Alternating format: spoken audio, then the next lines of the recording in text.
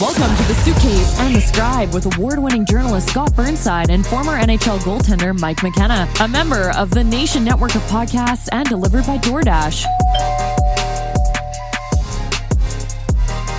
Hey everybody, Scott Burnside back for another edition of the Suitcase and the Scribe, the podcast. When I say that, Mike, I want to say the podcast all in caps or maybe in great big giant block letters, the podcast, the Suitcase and the Scribe. Mike McKenna in St. Louis. Mike, I could barely wait for this morning to come around because I was watching the games last night.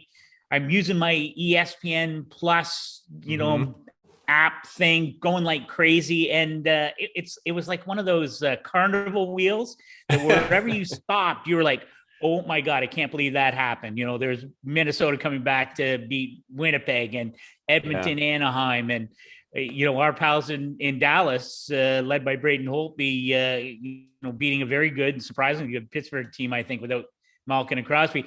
How are you feeling? We're about, what are we? I'm just looking at my calendar. Are we 2 weeks in, give or take? Close. Like, do you feel you're in a rhythm? Is there a rhythm to the season? Do you feel you're in it? If I was playing, I'd still be swimming in the deep end right now. You're 2, 3, 4 games into it, and you don't really have your bearings of who you are as a team. Because let's say you're the Buffalo Sabres. They're 3-0 right now. They are completely defying odds. They're probably the happiest group of guys you've ever met, this side of the border. And I think, though, that there's still going to be some circumspect in the locker room thinking, like, are we really for real? But we're kind of doing it, and I think you get that throughout the league, like teams that start off 2-1, 1-2, you're thinking, okay, this is normal. You start to get worried if you're getting blown out or you're not performing like a Montreal or somebody. And I think realistically, when you've played this game long enough, you give about that first 2 weeks to see things settle. So you're back in your rhythm, and talking to players this year, man, they're so happy to have had a normal training camp, and they're back on the road. I mean, we saw the Sharks and the Canadiens play last night. Yeah. I mean, think about, we haven't seen these teams go against one another in what are we at? 2 years? I don't know the exact time frame, but it's been a long time since we've had the excitement of seeing teams match up. And I know the players are feeding on that. They're happy to travel. They're happy to play against other teams and just get out and have a normal season. So am I in a rhythm? Kind of. But I think the players are definitely much closer to what they've experienced previously in their careers than the last several. Yeah. What's funny when you mention it, and maybe you don't think of it in these terms, and we sort of got used for that brief period of time with the North Division and the novelty of the Canadian teams only playing each other. But I watched. Again, I was back and forth, but I watched quite a bit of the Winnipeg, Minnesota game. And, of course, last week we had Minnesota GM Bill Guerin on, and they're natural rivals. They do not like each other. And it came up a couple of times during the broadcast last night, and I was switching between the Minnesota broadcast and the Winnipeg. Dennis Bayak, one of my favorites, but doing the Jets broadcast. And a couple times it came up, how much these teams, because geographically closer, of course, they are pretty close, and they don't like each other. And they have some history. And there were some great ebbs and flows. Minnesota improbably coming back to win that game 6-5 in overtime. The Jets blowing a lead. Paul Maurice won't be very happy about that. No. But that, to your point, we're getting now the return of that sort of normal pattern of, well, yeah, you know what? I really don't like you. Yeah. And we're going to play 3 or 4 times. And I can't wait till the next time. But I want to circle back because you touched on the Buffalo Sabres. I don't know where they rank on your pleasant surprises of the first couple of weeks, but I'm with you. Like, how happy, what do you imagine it's like in that Sabre room? They're coming off their third straight victory, really, an impressive come from behind win over a good Vancouver team. What do you think it's like in that room after all the stuff that has been said and written about that team over the last, 10 years or whatever? The guys in that locker room in Buffalo are looking at each other going, this is amazing. We had no expectations. Everybody thought we were going to be a doormat. Arizona and Buffalo, everybody, they're going to be so terrible. They're never going to win a game.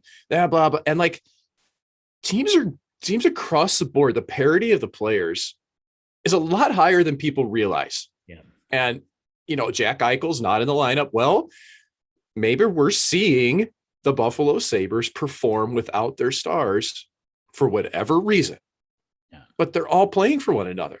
And you can see the fun and enjoyment. I mean, Kyle Okposo, it looks like this guy, where's he been the last few years, right? Like fountain of youth material. It's unbelievable, right? And this is a guy who could really score early in his career. Yep. Who knows? I mean, these revitalization stories don't happen very often.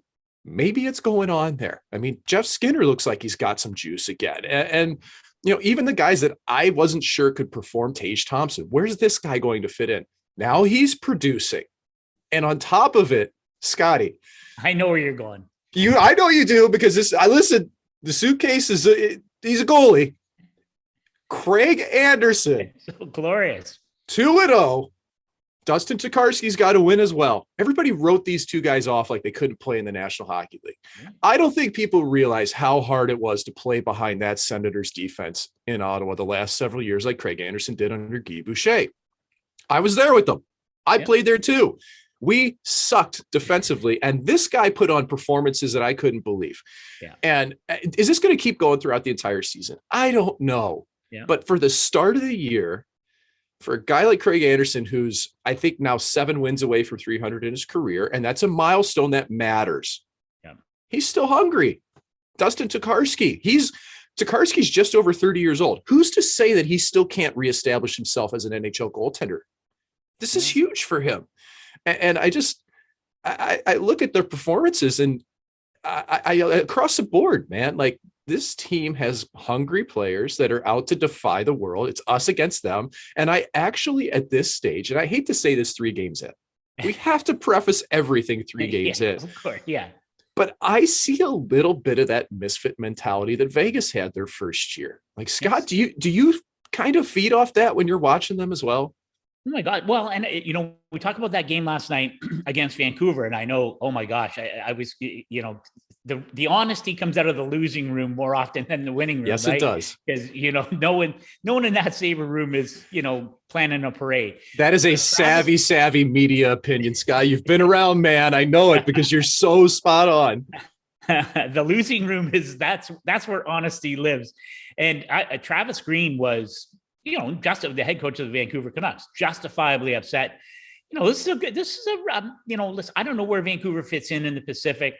I like, they should be right in that playoff hunt, right? They should be right at that middle pack. Yep. And that game they weren't controlling it necessarily, but this was a game that certainly a year ago or 2 years ago or whatever, my guess is that the outcome is completely the opposite. Vancouver rolls 5-2, Sabres put up a meager pushback, and you just move on. But instead, the Sabres outworked the Canucks, and down the stretch, the Sabres were the better team. Quick strike, they scored 2 in a row in the third period, I believe, to really sort of pull away. And Travis Green was really upset with his team. Didn't like the work ethic, didn't like his forwards, no hits, no shots. And I just love, again, a tip of the hat to Don Granato, who comes in and coaches. Now, maybe there's no pressure to coach a team with no expectations, but in some ways, I think in that room, and correct me if I'm wrong, Mike, but the challenge for Don Granato is to be in that room and to create that. Hey, do not listen to anything outside these walls. If you expect us to win 20 games, then maybe you should be somewhere else, because I think that's the challenge in creating that. And you mentioned the misfits that the Vegas Golden Knights had in that first year. That's the challenge for Don Granato. And I'm so pleased he's getting this opportunity. And I'm so pleased that he's getting some early success. And that's such a great town and a great fan base. And oh my God, have they been kicked around for the last decade. So now I just want to mention last night, announced attendance. Where is it? I have my handy dandy notes. 7,376 capacities, over 19,000. So listen, this is the reality. Hey, it's the reality of COVID. Fans coming back. What's the comfort level for people to come back? But it's also it's a real stark reminder in a market like Buffalo that if you don't take care of your team, even, it will take time to repair that. And so as great a story as it is, and I'm sure those 7,000 plus fans got their money's worth last night, but it's going to take a while for that team to repair the damage to that fan base. 100%. The fans aren't going to be outside suplexing one another onto tables like they are at the Bills games until it's midway through the year and the Sabres are in the playoff picture. Yeah. So again, we got to temper our thoughts here, but it does show you the importance of treating your fans the right way. There's been a disconnect there. I have a lot of really close friends in Buffalo that just feel like they've been trashed, that they haven't been taken care of, that ownership hasn't cared about them. That's the feeling that they project. Sure. And the performance on the ice just mirrors that. It's been dysfunctional. And, at some point, maybe the players can change that. So I'm excited for Buffalo just from the start of the year. If nothing else, it's given some hope to people. And man, if they do start to win, that 7,000 is going to go to 17 pretty quickly if they keep it going. Because ultimately, people just want to see winners. No matter how much they've been kicked around, if the team's winning, they're going to show up in the building. And, Scott, I'm wondering, looking around the league here, maybe a positive surprise for you. There's some good ones to pick. Pittsburgh is off to a nice start. I look around the league and I think, okay, wow, Washington's done well, but maybe not as surprising. But maybe another team that I think too is Detroit at 2-0-1. So, Scott, do you have any picks on teams that have given you a little bit of a lift in your spirits? Yeah, no, I think, and there are a couple of them. I want to talk about Buffalo just one quick sec. Okay. Is there a place in Buffalo for you? What's your go-to place in Buffalo? Oh man, it's everybody always goes to Jay's or Anchor Bar. I don't have a go-to there. I didn't spend enough time. And I know you probably have one though, because this is bitterly divided territory in Buffalo on your preference for pizza, for wings. Yeah. The spots. You've got an inside track. If Sabres make a surprise run to the playoffs, we'll get Frank on the phone, and after we lay waste to Vegas at All-Star, we'll take the Suitcase The Scribe to Buffalo, and we'll go to the Swanee House. It's a nice walk down from the rink. So, but anyway, I'm in. So you mentioned Detroit, and I'll give you another team that I've been pleasantly surprised by. But what do you like? I like Detroit because, this is Steve Yzerman at work here. Quiet. Everything is low key. There's not a splashy thing. And yet, what's the timetable, do you think? And maybe, what do you like of what you've seen in the Red Wings so far? I think the timetable is quicker than people realize. Yeah. And it just has shades of what Steve Yzerman did with the Tampa Bay Lightning. Yeah. I was there the previous year to Steve Yzerman coming in and taking things over with the Tampa Bay Lightning organization. It was dysfunctional, completely dysfunctional. We went through 3 different payroll providers the season I was there in 08-09. Money's getting shuffled around. We sold off every player we possibly had at the trade deadline. Yes. And as a goalie, you can imagine what that's like when you see Mark Recchi go out the door, when you see, just everybody left. It's like mass exodus, and we're dressing guys out of college on ATOs, and you're just going, oh man, what did I get myself into? This is my first year in the National League, and this is it. But, he came in, and within, I want to say 3 years, maybe 4, their American League team won a Calder Cup. Yep. John Cooper ends up being the coach of the Lightning. They've been to the finals. They've been deep. How many times they finally break through, they win? I know it took them almost the better part of 7-8 years to finally get that cup, but they were a contender within 3, 4, 5 years of him taking over. And not just a middle pack team, a contender, a real legit contender. And he has a way of building out smart hockey clubs that, like you said, they don't make splashes. They're not going for the big prize. They're building a culture, and they're getting the right people in place. Yeah. And good draft picks. You cannot miss on draft picks. And, you look at Moritz Seider. I've loved watching him. There's going to be ups and downs to his game. It's his first year. He's coming across. But this guy's pretty legit, man, for a D at his age to come in and produce right away. I really like his game. And I look at the culture they're building. You've got people in place that are high quality players. And on top of that, they're playing as a team. Yeah. And they've got goaltending. Thomas Greiss, way under the radar good. Yeah. Alex Nedeljkovic, just basically thrown away by Carolina for nothing. Yeah.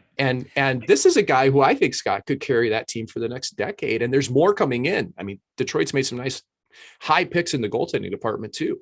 Yeah. It's coming for them. And I think it's going to be 2-3 years that we're going to be talking about the Red Wings potentially knocking on that door.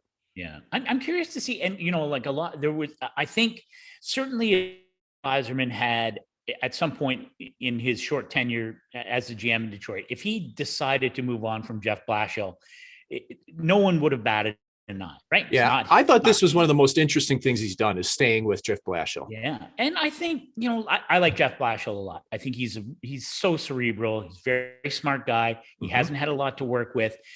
Who knows where he fits in long-term or big picture when this team turns that corner. And I think you're right. Is it 2 years, whenever it is, when they turn that corner and the expectations become, all right, you should be in the playoffs and you should be able to challenge, get back on the horse that we saw them ride for so long.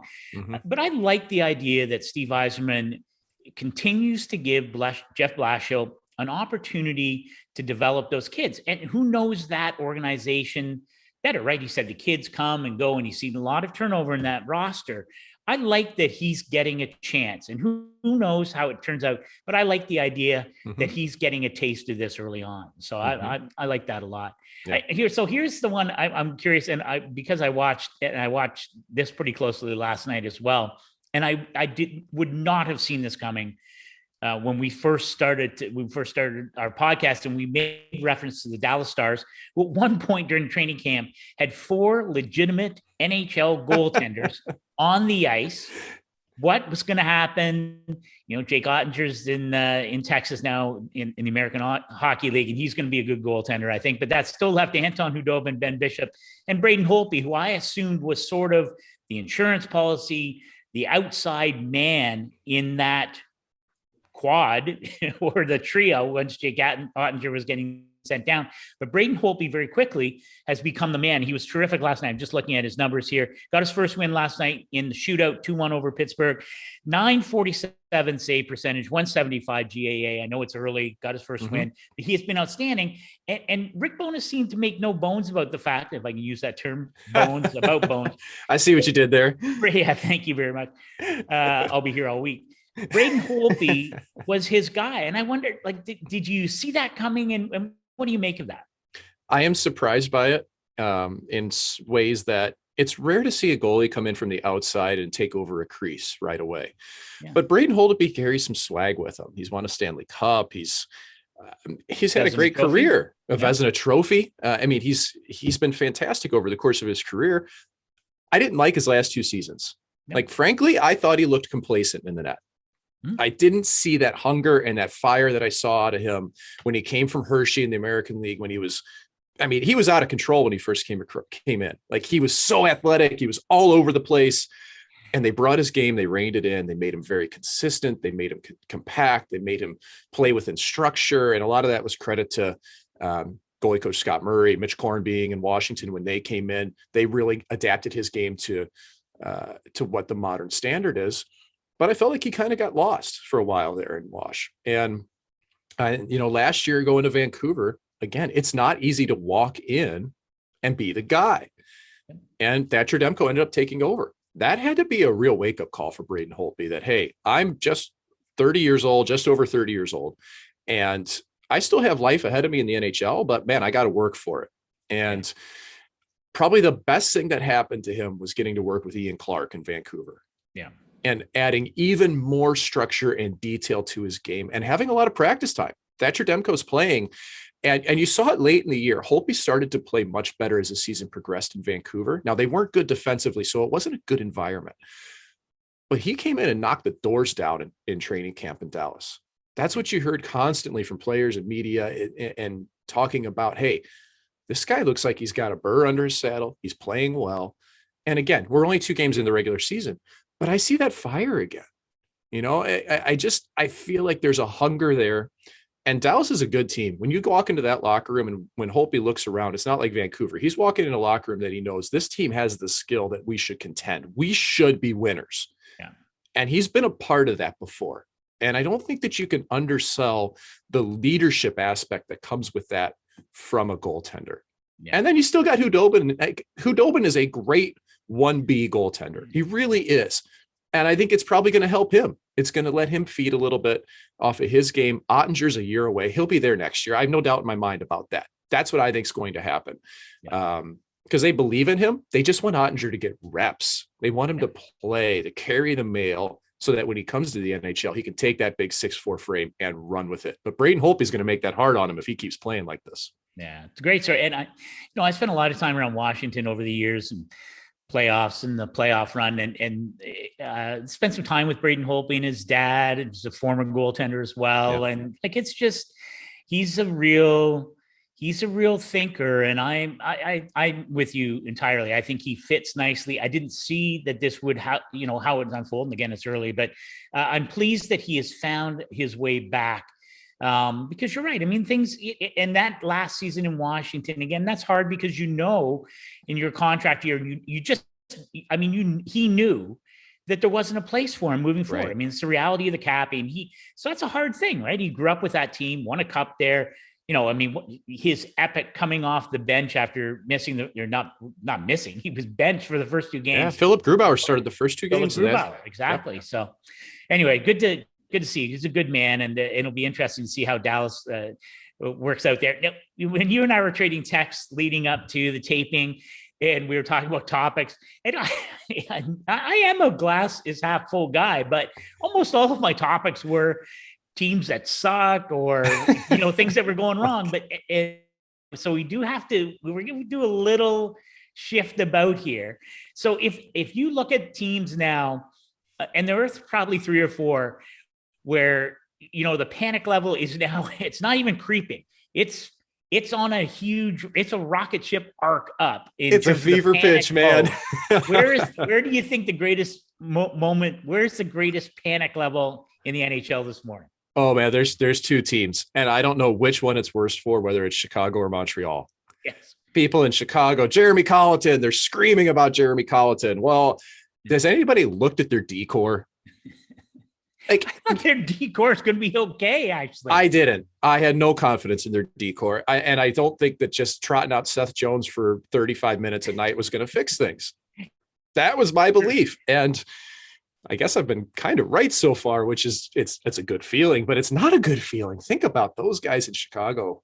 And it's been calamity after error, after mental mistake, people falling in the neutral zone, pizzas up the middle. Marc-Andre Fleury looked completely exasperated after last night. Yeah. And he's not getting any help. And you can see his confidence when he's making initial saves isn't there. He's been beat a couple times clean by shots that, to me, I think in his past, when he knew that his D were going to take care of the backside and give him some support, he wouldn't be second guessing his positioning or his save selection. It's just spiraling there. Yeah. And you can't just plug in a D and a goalie and think this is different. And that's what I felt about Chicago going into this season. People gave him a lot of hope. Yeah. Goalies are not magic bullets, man. I've been there before. They think that you bring this guy in, he's going to fix everything. No, like they need D. They need D that can play the game defensively and not just be analytics darlings. You got to defend. Yeah. So it's Chicago's a mess to me. The number of passes that went across the Royal Road, as we call it, like through the middle of the ice last night, was gross. And I don't know how that's going to change. The Royal Road? I've never heard that. We can thank Steve Valiquette for that one. And Steve Valiquette's done some amazing stuff. First, he's a great analyst with MSG, but he also has his own analytics firm that's doing things. I believe it's called Clearsight Analytics for his group. But they kind of came up with that term Royal Road. And it's basically passes that go across the middle of the ice in your defensive zone. That's the simplest way to put it. But that's how most goals are scored in the NHL. Like the great majority of them have movement and they're not on the stick blade for more than a split second. They're on and off the stick blade. Yeah. Those two things create those goals. Yeah. Chicago's fascinating to me because, when you sign Seth Jones to the Whopper deal, I get it. I admit my own biases here. I know analytically His numbers have been way off the last couple of years in Columbus. Listen, I want Seth Jones on my team every single day. I agree. I had zero problem. People got twisted in knots when he was one of the first 3 U.S. players named to the Beijing team. Come, get over that. He's going to be on that team.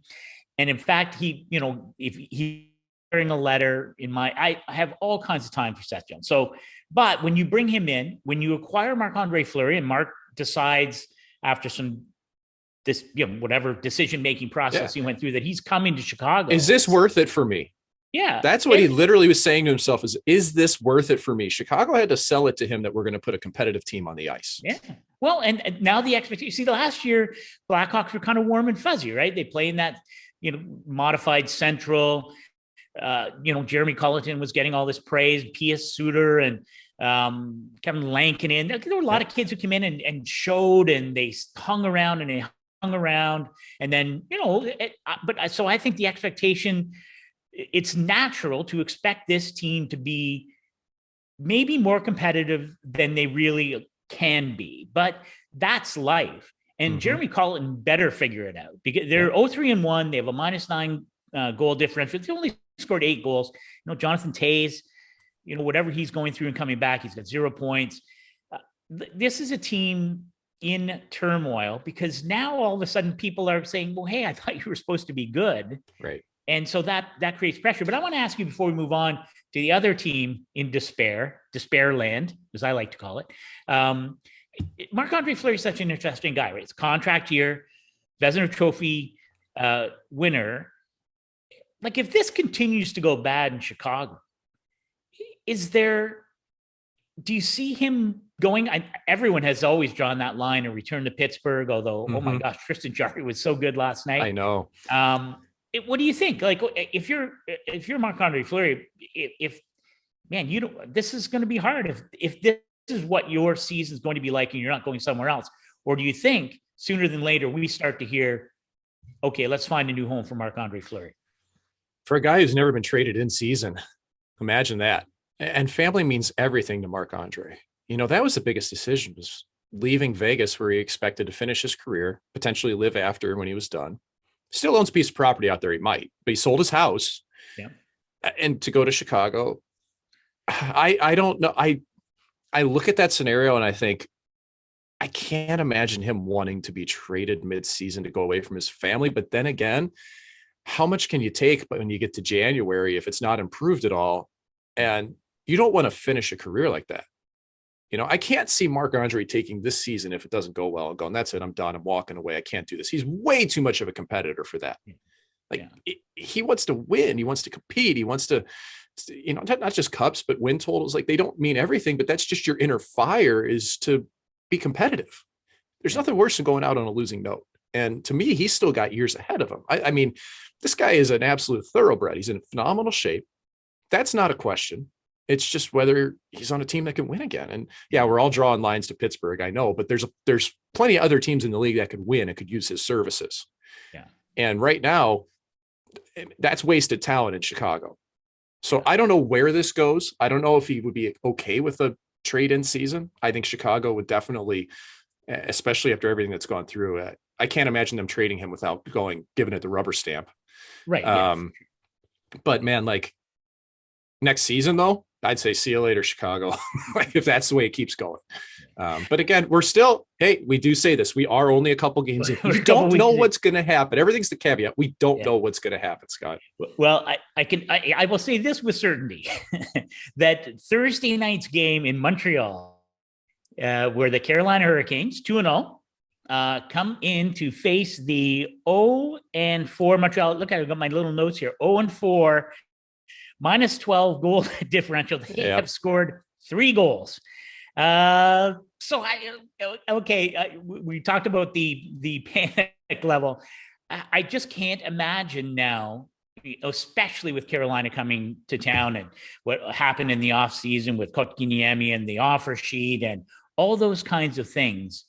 I didn't know what to expect from Montreal, but that team, I think they're worse than Chicago, and Chicago is not very good right now. I don't know. what Dominic Ducharme does. I think the whole issue now with Marc Bergevin not being extended, his GM contract set to expire at the end of this coming that has turned very quickly into a rather giant tire fire. We sat here 2 weeks ago and talked about, I like this team. This is a good team. And man, this is one that I feel like I made note of that, by the way. Mike likes Montreal. I made note of that. So, and here's the thing. I still kind of like that roster. Yeah. I really do. But I think in retrospect, man, they're missing Corey Perry. Yeah. They're missing the worm. Like that was the one person in that room I felt, aside from Shea Weber, that really was able to grab a situation when necessary. Remember last year in playoffs when they trotted him out after he'd taken a puck or a stick to the faces? I mean, he looked like his face looked like chewed bubble gum, and he comes out of the locker room bleeding everywhere to congratulate the guys on a win. Exactly. This is what it takes, and that's not there. And Weber out is probably bigger than I thought, but man, Danault that's the one that I underestimated even more. Like Dvorak is fine. He's a good player, but Danault does everything well.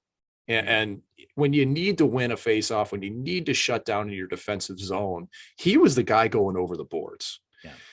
And that's not happening in Montreal right now. Yeah. And I've watched those games, and I just think this team looks lost right now. And I didn't expect that. I thought they had enough in that room with Anderson and some of the other players that Foley and Petrie is like, I can't put my finger on the pulse, like Suzuki and Caulfield. I'm sure they're going to get going. I have no doubt. They're way too good of players not to, but they're young, and it's easy to get in your own head when you're young like that. So I'm not sure. I don't think the Bergevin thing plays into the locker room at all. It's definitely created problems in the marketplace, though. And that's what you're going to hear endlessly. It just creates question marks. Question marks suck in hockey, man. Like, you're really going to go locked down. We just talked about Steve Yzerman. There's no question marks there. And it's easy when your team doesn't have expectations. Yeah. But Montreal has expectations. And they're missing Carey Price, which to me isn't as big a factor as the Weber and the Perry. But Jake Allen's just getting killed, and he's got nothing behind him. Yeah. I mean, that's not a slag on Samuel Montembeault, but Samuel Montembeault's unproven at the NHL level. He had a chance with Florida, didn't really grab it. Like, he's still young, but like if you're Jake Allen, you're just going, oh man, here we go again. Like, I got to do my best. All I can do is my best. And that's a tough position to be in for a goaltender. Well, and that division now is interesting because, Detroit is early surprise. We talked about Buffalo. Like, if you're again, listen, Ottawa's 2-1. Yes. I mean, they beat the Leafs. They beat Dallas. Yes. No, but if you're Montreal and you're thinking, you've got to preach patience. And certainly if you're Dominic Ducharme, you've got to, Mike Hoffman's just coming back. There's still lots to like about that team, I think. But I agree. It's getting, what is that saying? It's getting early in Montreal. And that's not a marketplace where patience abounds, right? Just doesn't. So it doesn't in any of those markets. I just touching on that game last night. Did you see the cross-check fest between Hoffman and Karlsson? These two went back. They went at it again, and there's history here dating back to Ottawa, and we're talking deep-rooted history. This is one of the few times where two players generally can't. They hate each other. Yeah, and I you don't see that often, right? And Karlsson refused to fight Mike Hoffman. Mike Hoffman's not a fighter. He doesn't fight anybody. No. And Karlsson refused to fight him last year. He refused to fight him again last night. Instead, he cross-checked him. And it's like, Mike Hoffman is probably out like probably $15 million purely due to accusations. Yeah. Yeah. And his reputation suffered from accusations.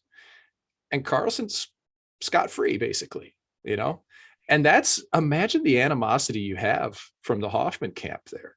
Yeah. And then he won't fight you. And it's just, I think that dynamic is insane in today's world in the NHL. I'd had that circled, and I'm not surprised by what happened, but man, like, to see that last for a couple of years, Scott, like, you've covered this for a long time. Have you seen two players that kind of in a similar situation like that really in the last 10 years?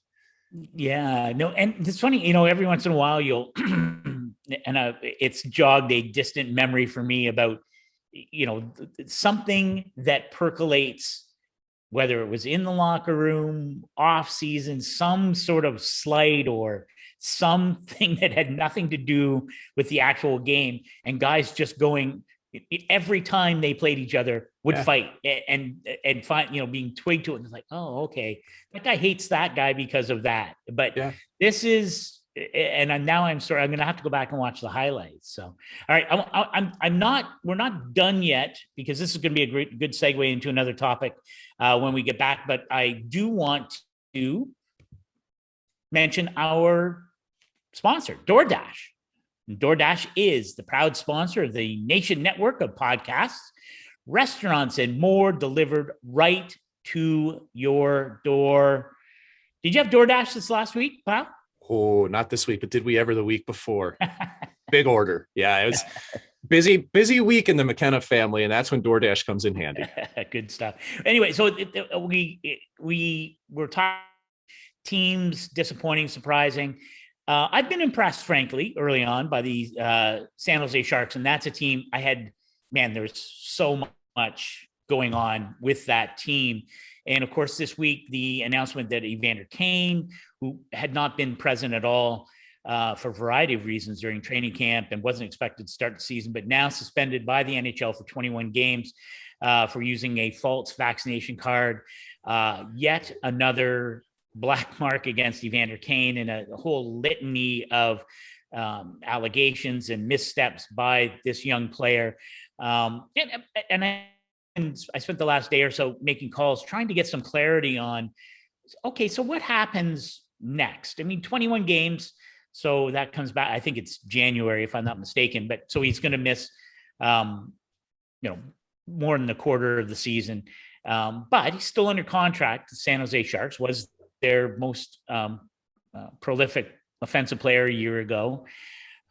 I'm curious, how can you imagine a scenario where he comes back into that locker room? This notion that, and I know it's out there, that somehow the Sharks could move to void his contract based on his off-ice behavior and the mistakes that he's admitted to. He's not challenging or appealing the suspension. He's in counseling. I had an agent who said, well, you can't double punish him, right? So you can't serve 21 games and then the Sharks somehow try and void the contract. But I don't know the answer to that. But I wonder, in your mind, can you imagine a scenario where Evander Kane walks back into that Sharks room, especially what if they're in the hunt? Maybe it shouldn't matter if they're lousy or if they're good, but it does sense. My sense is they're happy without him, and the play seems to reflect that. If they're in the hunt without him, why do you want him? Yeah. That's how I look at it. And I'm looking at this realistically. Everybody around the league's going, how dumb is this guy? That sounds so harsh. I get it. But it's like, how many chances and how many times can you screw up in different ways? Yeah. We're not even just talking one thing that's a problem that you need help about. It's it's everything. And it's happened for years. Yeah. And how many times can you get on your phone and write a note and then send it to the NHLPA lawyers to let them clean it up and make it sound better and try to make you look good that you're suddenly going to fix things? How many chances do you need?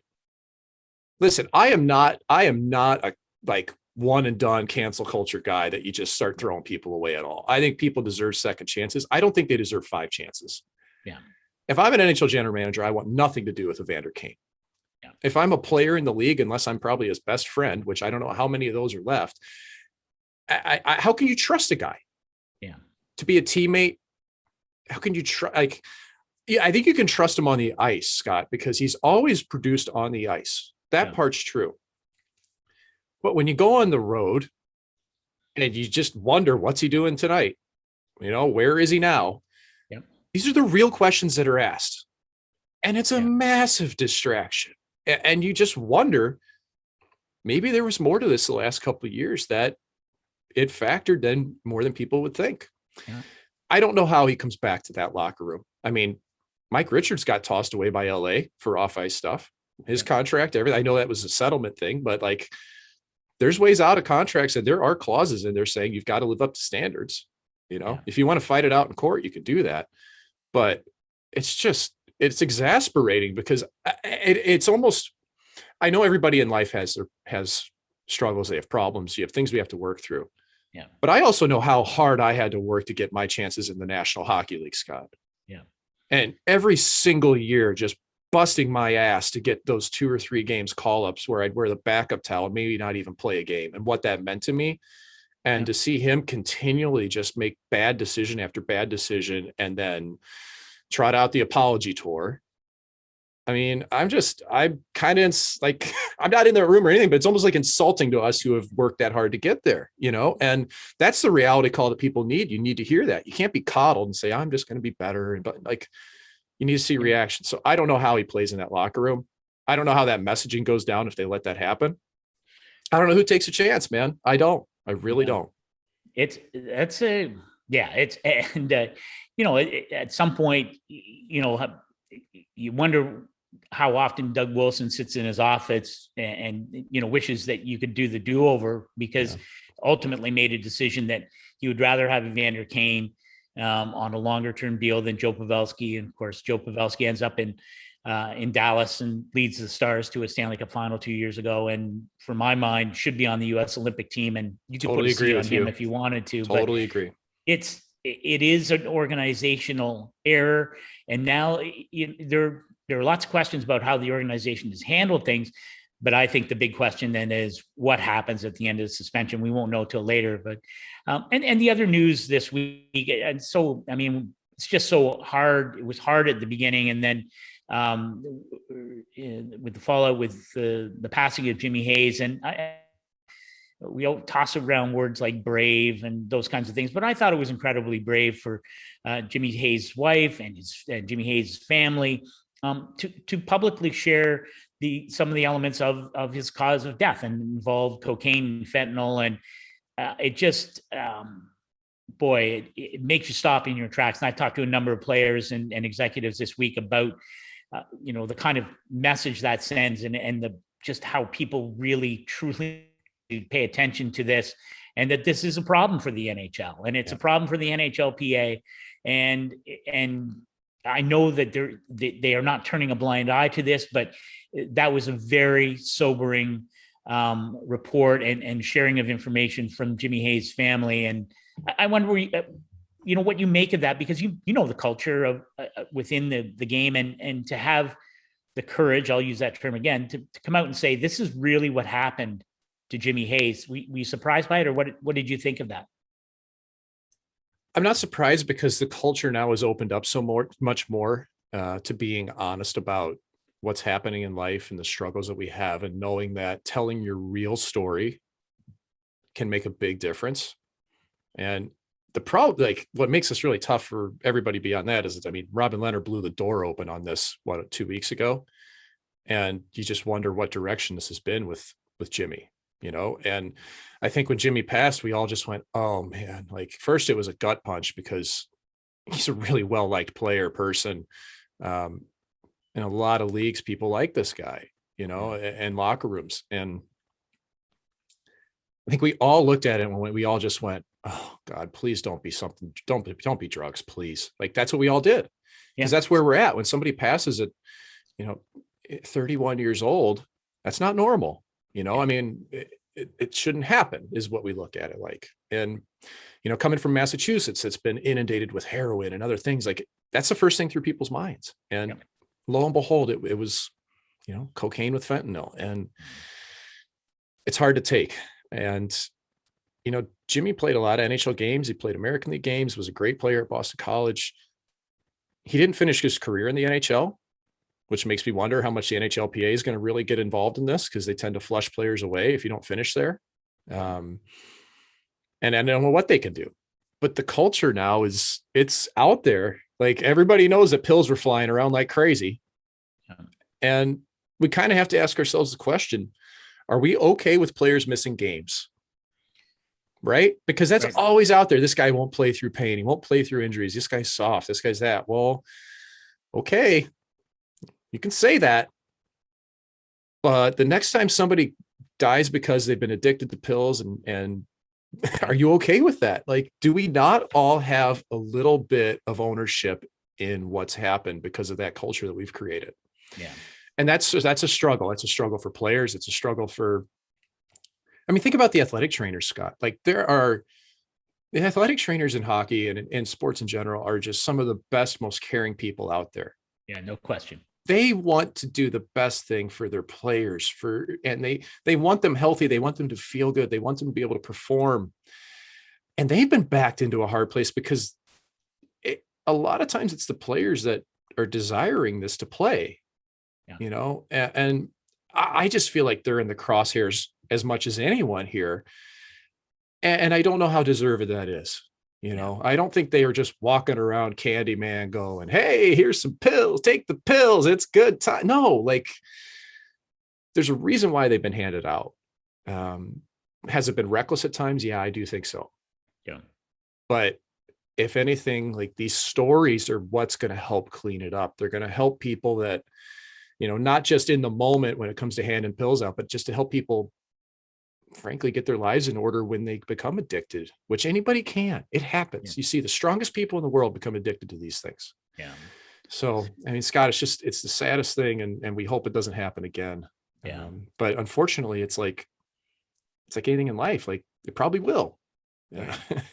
Well, so, I'm with you on the whole, again, the maybe sound trite, but to me, the dialogue is so critical to this that it can't just be a story that gets told in a bar at night or in the corner of a locker room or wherever it is. And maybe, again, the fact that Jimmy Hayes' family felt it was important enough to say, we're not going to hide behind this because this was real for us.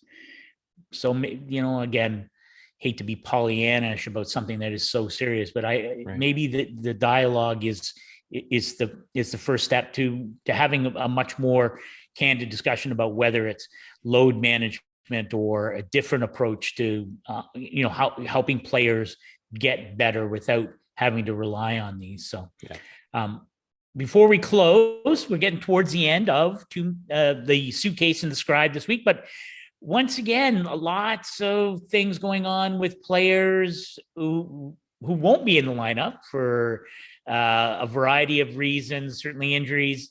And, Nikita Kucherov, I feel, I know, listen, he sort of became this through no fault of his own, but this idea that he is somehow an injury meme or something like that, missing all last year. He's just a playoff guy. Up as the best skater on the planet, but it's like the Illuminati are just like putting him away until playoffs or something. There's this like secret order of society that just says Tampa Bay is going to screw everybody with the long-term IR. Put him on. This is a plan. Yeah. But anyway, and Tampa's.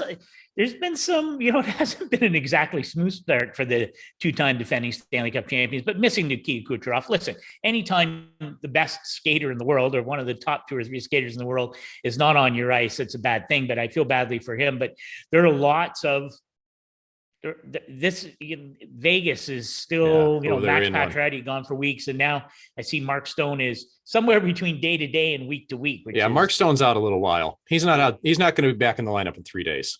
He's not day to day. So I look at the injury bug around the league and even COVID protocol, you're still missing a guy for 10 days, like Wheeler in Winnipeg. There's a team that needs to get going too. And they're missing their top player in Blake Wheeler. I think that Tampa Bay will be fine without Kucherov. I just look at the player aspect thinking I worked so hard to rehab and here I am out of the lineup again. But caveat is that you just won 2 Stanley Cups and maybe you can go for a third. Tampa started off slow last year as well and kicked it into gear by December. I don't think they're too worried right now. But I look at like even Jersey, Jack Hughes last night with a shoulder injury that again, he'll be reevaluated stage, but I like Jersey, man. This team's 2-0. I don't think they're going to trend towards being a cup contender, but they might knock on the door of playoffs if they keep doing well. And they've got talent. Hughes was playing with all kinds of swag. Game winner, OT, chuck a stick in the stands. Like he's been feeling the flow, doing the bull dance, and now he's out. You hope it's not long. Yeah. Mike Smith goes down with an injury in Edmonton. Peter Mrazek's out in Toronto. Yep. Chris Driedger's out in Seattle. Like, we're looking around the league going, who's going to be able to absorb this the best? Yeah. Pittsburgh. Pittsburgh's 2-0-2 with Gensel, Malkin, Crosby out of the lineup first night. Crosby and Malkin will be coming back at some point, but I think people didn't believe in Pittsburgh. I didn't really believe in Pittsburgh, honestly. And you mentioned it earlier, Tristan Jarry's played well, but they've insulated and they've been able to create. So, Scott, when you're looking around the league, are you picking any team here that you're worried about the injuries putting them in a bind going forward? Yeah, no, it's a great point. And I think your point is excellent. And it is, how is your team built to absorb these kinds of body blows? And no team should have a plan that says, okay, if we don't have Hall of Famers, Evgeny Malkin and Sidney Crosby, here's our plan and we're going to be okay. But Pittsburgh has been one of those surprising teams. I'm surprised at how much they've been able to generate. And, I just credit to Mike Sullivan there, but I think I'm curious to see how the Toronto goaltending situation unfolds, and it will bleed beautifully into our final topic. But listen, Jack Campbell continues to be, for me, one of the great stories of the NHL. It was a terrific story last year, basically coming out of nowhere to assume the number one job there when Freddie Anderson got hurt. And they've built that, he's their guy, no question. But with Peter Mrazek out now with a groin injury, Michael Hutchinson is back up as the backup. I don't know. I'm not sure I'm a believer yet in the depth there. It's a lot to ask a Campbell who still hasn't carried the mail for a full season at the NHL level. He played so well the other night. Like, I was really impressed with Campbell. Yeah. And I've seen him at his worst when he was in a mental fog and couldn't get his way out of things in the minors in Texas years ago, and then in Dallas, and how he's turned his career around is amazing. Is he ready for the big stage, the biggest stage, without some support? And Michael Hutchinson's, I don't know why that works in Toronto, because Hutch has been there before, and he's been the scapegoat, and he's been the doll that gets the needles, right? Like the hex doll. Like, I honestly, I'm not sure why Hutch wanted to go back, frankly, like to Toronto. Maybe he just loves it, but I'm worried about that there as well. I really am. I'm worried about the pressure of that situation, and not having a little bit of support, because I'd like to see Campbell grow to that 1A true number one role with Mrazek still there. I did like that tandem effect. Yeah. I'm not sure I believed in them playoff time just yet, but over the course of the year, it could have grown on me. Right. So, but man, Scott, they dressed an emergency they dressed a kid out of college hockey in Canada as their backup on an ATO. Now, mind you, who they did dress, Alex Bishop. Thank you. Quebec League experience, Quebec Major Junior Hockey League. Yeah. Like, he's played high level hockey. Yeah. I mean, could he go in and not make a fool of himself? Absolutely. Could he go in and play well? Yeah, that might actually happen too. But this is a National Hockey League here, and you're dressing a guy on an ATO as your backup, and it's just purely because of cap reasons. Well, I tell you what, I got a solution for this. And I know everybody's out there going, well, screw the Leafs. They didn't manage the cap well. And screw Vegas that they had to play 16 or 15 players against the Colorado Avalanche in the most important game last season. And they lost the President's Trophy because of it. But those teams are willing to play up to the cap. And sometimes you play with fire. Yep. But realistically for the Leafs, man, this was one game that they dressed a guy on an ATO with the cap. It's one game. It gets blown hugely out of proportion. But my solution, and I wrote about this for Daily Faceoff a couple of weeks ago, is and this would take work between the NHLPA and the NHL. You'd have to rewrite the CBA. I envision a bullpen catcher. I envision a number 3 goaltender that's purely there for practice and emergency situations in games. He's always with the team, practices, goes on the road, gets to eat filet mignon on the plane and live the life. But this player comes with a maximum contract limit of, let's say, $250,000, whatever. Right. So, and realistically, I think teams you'd be paying this type of goaltender anywhere between probably like $75,000 to $250,000, depending on the quality guy you get. But I envision this as being goalies who are kind of on their way out of the game. ECHL goalies, American League goalies, even old NHL goalies. I talked to one NHL goaltender a year ago about this, and he was all in. He thought this was the greatest idea. Like, as a transition, you think you're done playing, but hey, I'm going to stay in shape, and maybe I'll do 1 or 2 years of this role as the bullpen catcher, as the number 3 guy. I might not even play a game. Maybe I play a couple games. Maybe I just dress games. But it would give teams a goaltender that's always ready to go. You don't have to worry about calling somebody up from Charlotte to Seattle. Yeah. Or logistically, like you get in a cap bind. Okay, we'll pull this guy out. I've heard pushback saying, oh, the NHLPA would never go for that. A guy on a low level contract, blah, blah, blah. Well, I look at it from the pragmatic perspective of, hey, man, like sometimes you need to do things that are for the better part of the game here. And you'd also be able to get an ex-player who wouldn't be playing at all anymore to still get paid and still be there. I don't know how that would work. I have no idea. This is just an idea. I'm throwing spaghetti at the wall.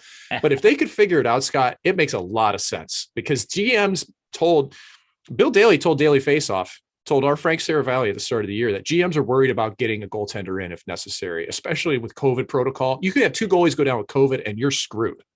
Yeah. And if you got a 3rd guy, you got a backup plan at least. So just my idea. You can go to dailyfaceoff.com and find that, talking about 3rd goaltenders.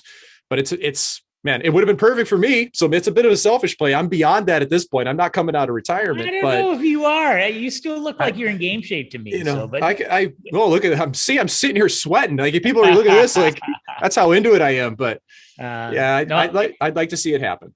Well, and if it does, we're calling it the McKenna plan. That's for sure. Yeah. We're gonna put the little copyright thing on it. But it would be my second inclusion in the CBA. We already have the McKenna rule when it comes to these jerseys. Every player now gets a jersey, and that was a pet project of mine, that players didn't always get them. Now they get at least one. That's an important legacy. Thank you, everybody. Yes, my friend, as always, a treat to hang out. Next week, we're going to do it again. So make sure you stay tuned to all the Suitcase and Scribe podcast. Mike, have a great day. Good work by you, and we'll do it again next week. I can't wait, Scott. Always the best moment of my week. Thanks for listening to The Suitcase and the Scribe, a member of the Nation Network of Podcasts and delivered by DoorDash. Make sure you hit the subscribe button to never miss an episode.